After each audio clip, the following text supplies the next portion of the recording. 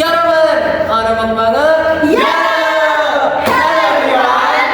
Konnichiwa, watashi wa Kensan Delivery Coming desu. Hello, my name is Ira Yamanakura. Hajimashite, watashi wa Christian Shirai desu. Assalamualaikum warahmatullahi wabarakatuh. Saya Safira Ramadini. Sawadikap, saya Fadlan Triwijali Siregar. Jadi kami dari kelompok 1 ingin menampilkan hasil diskusi kami tentang permasalahan yang ada di pasar tradisional di Kota Medan, terlebih tepatnya di Pasar Raya MMTC Medan. Jadi stay tuned and happy watching. Bye.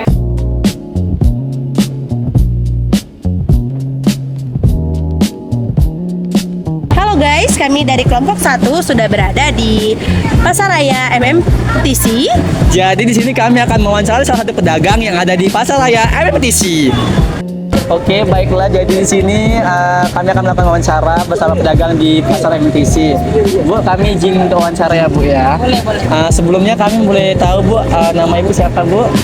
Nama Ibu Tiara. Nama Ibu Tiara. Nah, jadi Ibu di sini jualan apa, Bu? Jualan cabai. Jualan cabai. Hanya cabai-cabai saja. Khusus cabai. Khusus cabai-cabai saja. Ini Ibu ambil dari mana, Bu? Dari Papak Barat, dari Sirikalang. Oh, berarti Ibu ambil langsung dari sananya, Tokenya, iya. tokenya. Bukan Ibu dari reseller. Enggak. Oke. Selanjutnya teman saya akan menanyakan Ibu beberapa pertanyaan.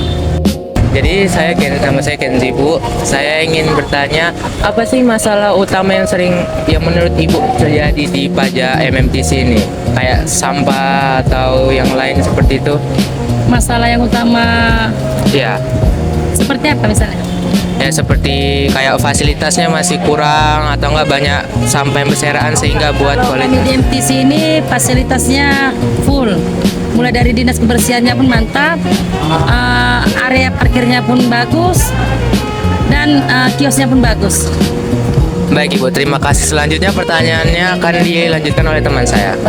Baiklah Bu, nama saya Safira. Saya ingin menanyakan, seperti yang kita ketahui di pasar ini kan yang menjual cabai bukan hanya Ibu, banyak pedagang yang lainnya juga menjual cabai. Nah, cara Ibu untuk mengatasi persaingan itu gimana Bu? Pertama kita harus pandai ya merayu pembeli. Satu, yang kedua barang kita pun harus lengkap. Jadi apabila kita pandai merayu dan barang kita pun lengkap, kita kasih harga yang mereng kan orang datang. Nah, begitulah cara kita supaya memanggil konsumen. Nah, kalau untuk harga itu Ibu yang menentukan sendiri atau udah ada yang mengatur atau Ibu samakan sama pedagang yang lainnya? Pertama kan dari modal udah tahu kita. Oke. Jadi kita udah tahu modal, jadi udah kita tahu berapalah keuntungan kita. Dari situ terjadi harga. Oke, kasih ya Bu. Selanjutnya saya nanti ditanya sama teman saya. Oke, baik Bu. Jadi sini saya akan bertanya, Bu. Apakah fasilitas seperti tempat parkir, tempat jualan, atau keamanan dan kebersihan di sini sudah cukup baik, Bu? Sudah cukup baik dan teramat baik.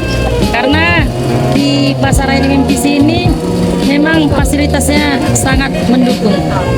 Dari kebersihan juga mendukung. Dari kebersihan, area parkir dan lapak jualan kiosnya pun sangat bagus. Itu kebersihannya ada datang kemari gitu ya, Bu? Ada 1 hari 3 kali. Sampung. Untuk membersihkan sampah-sampah yang di sini. Benar.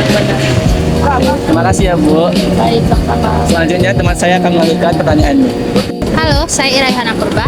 Izin bertanya ya kak, pernahkah kakak dapat bantuan dari pemerintah seperti modal kak atau fasilitas atau pelatihan gitu kak? Oh, enggak ada deh. Nggak ada bantuan apa? Nggak ada.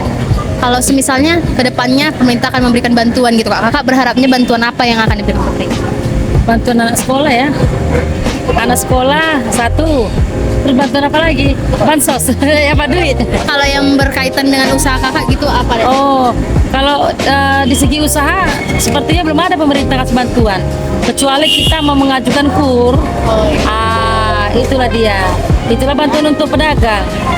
Kur dia kan dengan gak ada jaminan itu kur, cuma dari fotolah lapak jualan kita.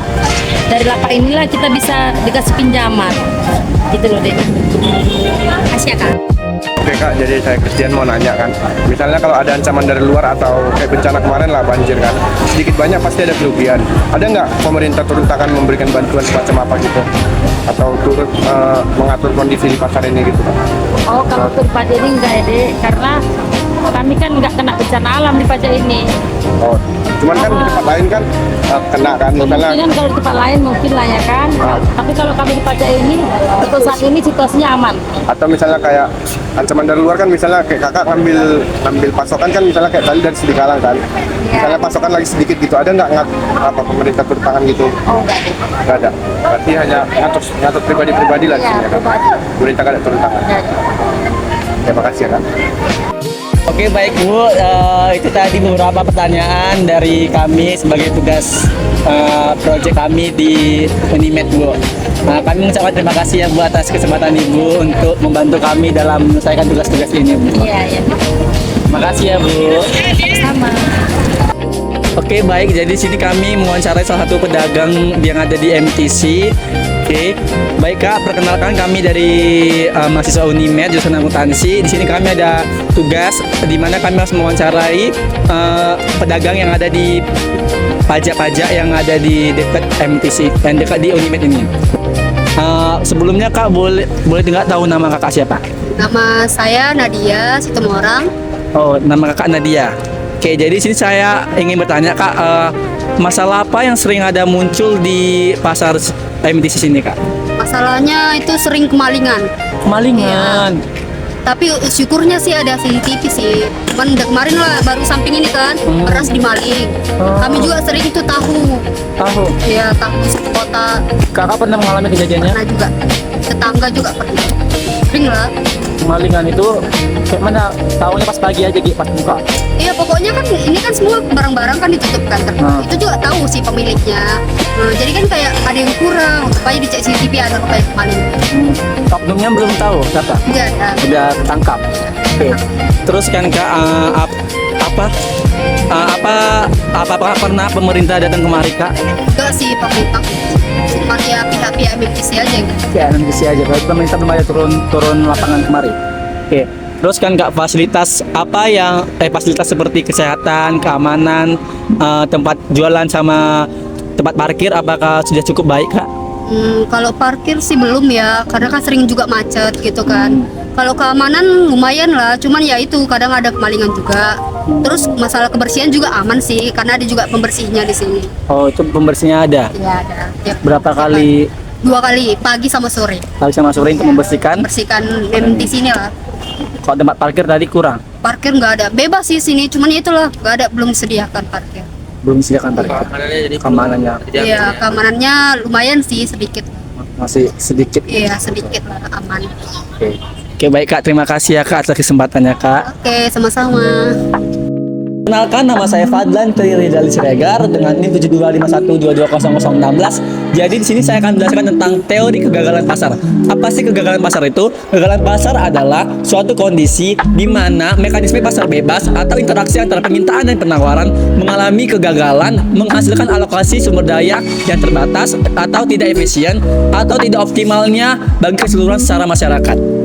Perkenalkan, saya Ira Yohana Purba. Di sini saya akan menjelaskan mengenai eksternalitas. Eksternalitas adalah dampak samping yang dirasakan oleh pihak luar dari suatu kegiatan ekonomi. Eksternalitas ini dibagi menjadi 2, yaitu positif dan negatif. Eksternalitas positif adalah ketika suatu tindakan memberikan manfaat kepada pihak lain, namun pihak yang memberikan manfaat tersebut tidak menerima manfaat tersebut. Contohnya, petugas kebersihan MMTC yang membersihkan pasar tersebut 2 kali dalam 1 hari. Mereka memberikan manfaat positif yaitu kebersihan dan kenyamanan kepada pihak lain. Dan yang kedua yaitu eksternalitas negatif yang akan dijelaskan oleh teman saya. Perkenalkan, nama saya Safira Madini. Di sini saya akan menjelaskan eksternalitas negatif. Apa sih itu eksternalitas negatif? Eksternalitas negatif adalah dampak buruk yang akan diterima oleh pihak ketiga, di mana ketika biaya sosial lebih besar dari manfaat pribadi. Contohnya di pasar tradisional, ada seorang penjual cabai yang membuang sisa cabai atau sisa cabai busuk dan sampah organik ke jalan. Nah, dampaknya muncul bau tidak sedap, lingkungan kotor, dan resiko kesehatan. Pedagang dan pembeli mendapatkan manfaatnya dari jual cabai tersebut, tetapi tidak menanggung biaya atas pencemaran yang mereka timbulkan. Lalu pihak ketiga adalah mereka yang terkena dampak negatif dari transaksi tersebut, tetapi tidak terlibat dalam proses jual beli cabai tersebut. Mereka menanggung biaya tanpa mendapatkan kompensasi. Siapa sih pihak ketiga itu? Pihak ketiga yaitu warga sekitar yang harus mencium bau cabai yang tidak sedap, pejalan kaki atau pengguna jalan, dan pedagang lain yang kehilangan pembeli akibat pasar yang kotor dan kumuh. Perkenalkan, nama saya Kenzi Algifai Tobing dengan NIM 72512200014, dan kali ini saya akan membahas tentang mengapa pemerintah perlu melakukan intervensi. Nah, intervensi pemerintah diperlukan ketika mekanisme pasar tidak mampu memperbaiki dirinya sendiri. Pemerintah berperan untuk meningkatkan efisiensi, mengurangi kerugian sosial, serta melindungi pedagang dan konsumen. Nah, berikut alasan terjadinya intervensi. Yang pertama, mengatasi eksternalitas. Nah, pemerintah perlu mengelola sampah pasar, lalu ada memberikan aturan kebersihan dan menertibkan parkir dan arus barang. Tujuannya, mengurangi biaya sosial yang tidak dihitung pasar.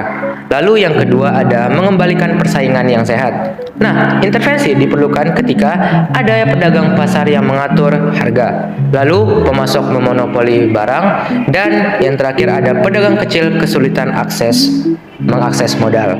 Lalu, pemerintah juga bisa memberikan seperti bantuan modal, pelatihan usaha, dan pengawasan harga barang tertentu. Selanjutnya akan dibahas oleh anggota saya. Halo, perkenalkan, nama saya Christian Sandy Sirait dengan NIM 72532200036. Jadi di sini saya akan melanjutkan penjelasan tentang mengapa pemerintah perlu melakukan intervensi. Yang ketiga ada untuk menyediakan fasilitas pasar. Ketika pedagang tidak dapat menyediakan fasilitas sendiri, pemerintah perlu membantu untuk menyediakan fasilitas seperti area parkir, toilet, dan berbagai fasilitas lain, sehingga dapat menciptakan lingkungan yang layak untuk dipakai untuk berjualan. Keempat, ada untuk melindungi konsumen. Pemerintah perlu mengawasi tindakan pedagang kepada konsumen seperti timbangan yang tepat, harga yang stabil, dan kualitas pangan yang bagus. Dan yang terakhir adalah menjaga stabilitas harga. Saat harga barang produk naik, pemerintah perlu melakukan seperti mengadakan operasi pasar murah dan mengontrol distribusi pasokan. Sekian dari saya, terima kasih. Selanjutnya, kami akan membahas apa saja data-data yang telah kami dapatkan setelah kami mewawancarai para pedagang-pedagang yang ada di Pasaraya MMTC. Nah, yang pertama terkait permasalahan yang ada. Nah, setelah kami mewawancarai satu pedagang, dia mengatakan bahwa masalah-masalah yang ada di pasar MMTC itu tidak ada dikarenakan fasilitas-fasilitas yang disediakan sudah lengkap sehingga mengurangi masalah-masalah yang timbul di Pasaraya MMTC. Tetapi setelah kami membandingkan dengan hasil wawancara kami terhadap pedagang yang lain, mereka masih mengatakan bahwa masih ada beberapa masalah-masalah yang lumayan besar untuk bisa membuat ketidakseimbangan pasar. Seperti yang pertama ada kehilangan barang seperti beras, tahu, lalu yang kedua ada kurangnya lahan parkir.